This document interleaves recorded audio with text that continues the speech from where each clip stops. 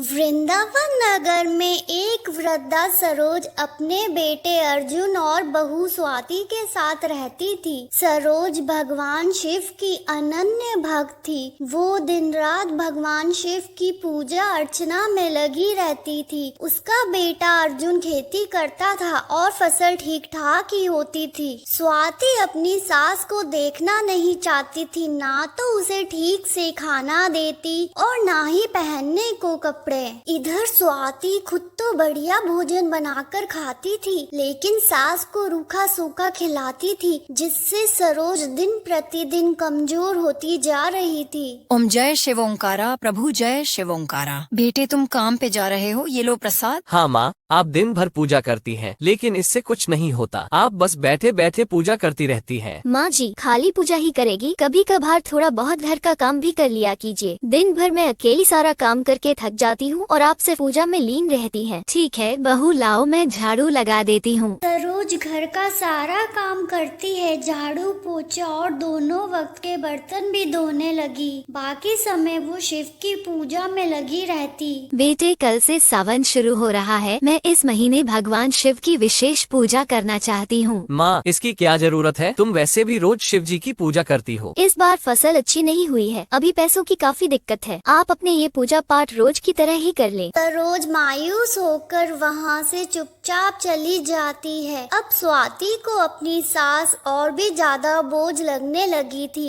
इधर भगवान शिव अपने ध्यान में लीन थे कि तभी माता पार्वती ने उनसे कहा, प्रभु सरोज आपकी अनन्य भक्त है। देवी इंसान को अपने पिछले जन्मों के कर्म हर हाल में भुगतने पड़ते हैं। वही हो रहा है सरोज के साथ। लेकिन अब कुछ ही दिन की बात है, उसके बाद उसकी सारी तकलीफ खत्म हो जाएगी। सुनो जी, 2 दिन बाद मेरे भाई की शादी है। मैंने सारी खरीदारी कर ली है। आपके लिए भी हर रस्म के लिए अलग अलग कपड़े खरीद लिए हैं। हमें कल मायके जाना है, लेकिन परेशानी ये है कि माँ को कहाँ रखें। तुम ठीक कह रही हो, लेकिन माँ का क्या करें? माँ जी तो वैसे भी कुछ नहीं करती हैं। उन्हें मंदिर के पास के पुराने आश्रम में रहने दो और उनकी शिव जी की मूर्ति भी वही दे दो, वो वहाँ पर खुश रहेंगी। शायद तुम ठीक कह रही हो। अर्जुन अगले दिन सरोज को लेकर मंदिर के पास बने पुराने आश्रम में चला जाता है। वहीं पर उसकी सारी व्यवस्था कर देता है और अपने ससुराल चला जाता है। इधर सरोज जैसे तैसे दिन गुजारने लगती है। अब वो शिव की भक्ति में और भी ज्यादा लीन हो गई थी। प्रभु, अब समय आ गया है। देवी सरोज की परीक्षा खत्म हो चुकी है। माता, कई दिनों से भूखा हूँ, कुछ खाने को दे दो। नहीं बाबा, मैं आपको रूखा सूखा नहीं दे सकती। आप यहाँ बैठिए, मैं आपको भोजन बना कर देती हूँ। सरोज ने अपने पास पड़े थोड़े से अन्न से साधु बाबा के लिए भोजन बनाया।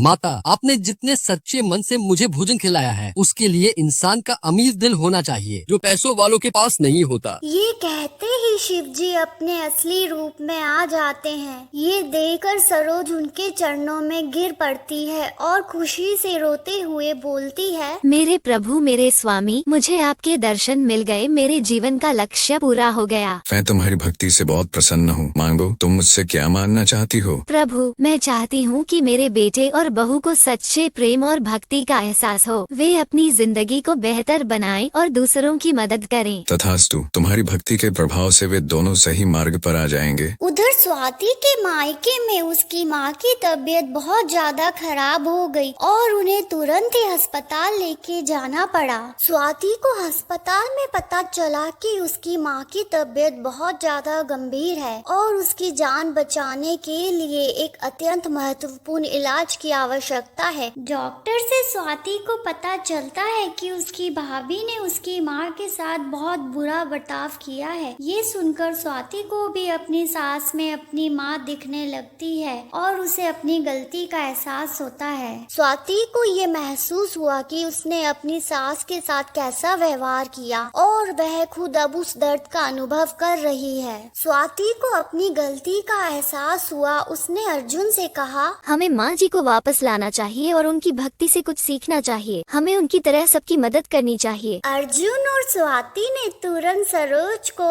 आश्रम से अपने घर वापस बुला लिया और उसकी सेवा करने लगे। सरोज ने उन्हें दिल से माफ कर दिया। सरोज ने अपनी आखिरी सांस लेते हुए हुए अपने परिवार की खुशी और समृद्धि देख ली। अर्जुन और स्वाति ने सरोज की याद में एक भव्य मंदिर और आश्रम बनवाया, जिसमें जरूरतमंदों को आश्रय और भोजन मिलता था। इस प्रकार सरोज की भक्ति और भगवान शिव की कृपा से सबका जीवन खुशहाल और समृद्ध हो गया। स्वाति ने अपनी गलती को समझा और उसे सुधारते हुए अपने जीवन को सेवा और भक्ति के मार्ग पर अग्रसर किया। इसी तरह की रोचक और मनोरंजक कहानियाँ देखने के लिए हमारे चैनल को सब्सक्राइब कीजिए और बेल आइकन का बटन भी दबा दीजिए ताकि आने वाली हर कहानी आप तक पहुंच सके।